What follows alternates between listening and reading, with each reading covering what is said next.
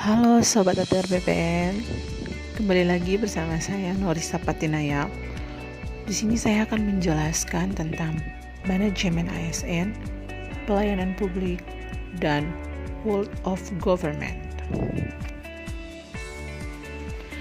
Kita masuk pada materi yang pertama, yaitu manajemen ASN. Manajemen ASN adalah pengelola ASN untuk menghasilkan pegawai ASN yang profesional, memiliki nilai dasar, etika profesi, bebas dari intervensi politik, bersih praktik korupsi, kolusi, dan nepotisme. Kedudukan ASN.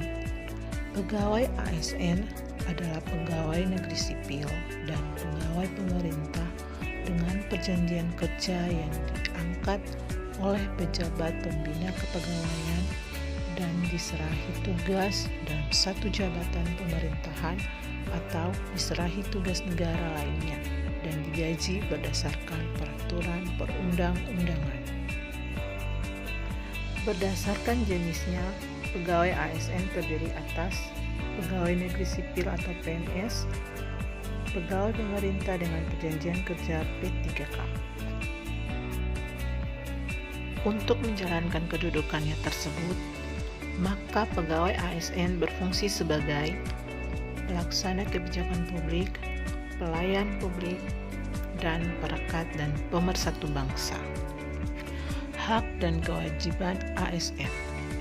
PNS berhak memperoleh gaji, tunjangan dan fasilitas, cuti, jaminan pensiun dan jaminan hari tua, perlindungan, dan pengembangan kompetensi.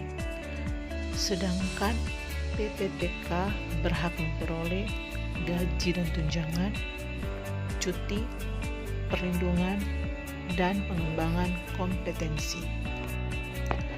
Dalam Undang-Undang ASN disebutkan kewajiban ASN antara lain: 1.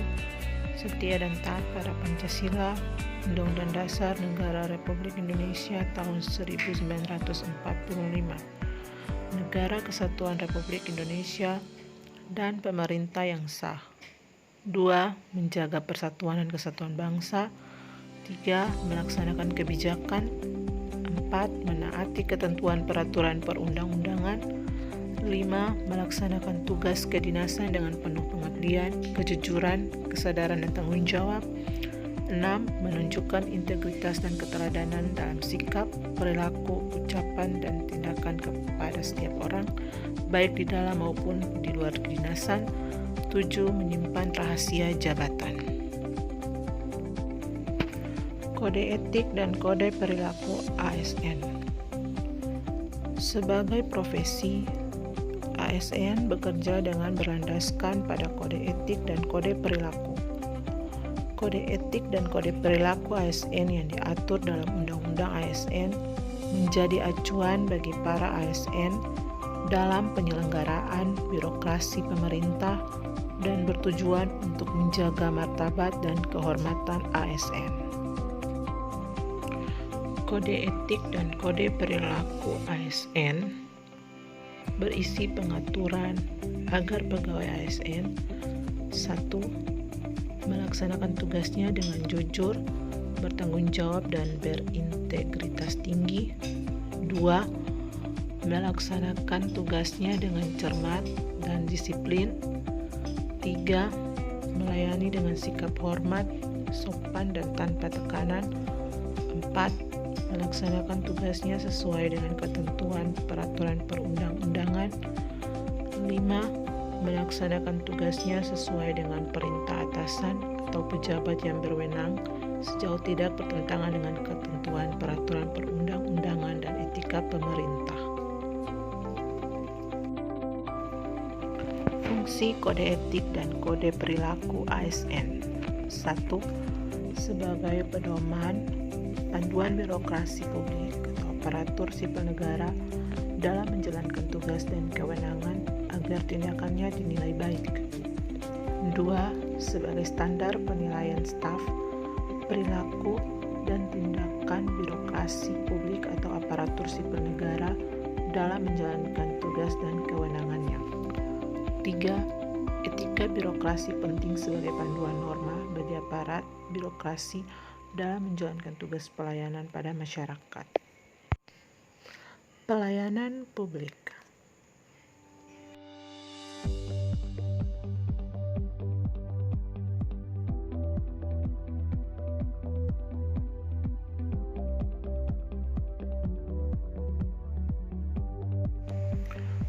Berdasarkan keputusan Menpan nomor 63 tahun 2004 menyatakan bahwa hakikat pelayanan publik adalah pemberian pelayanan prima kepada masyarakat yang merupakan perwujudan kewajiban aparatur pemerintah sebagai abdi masyarakat.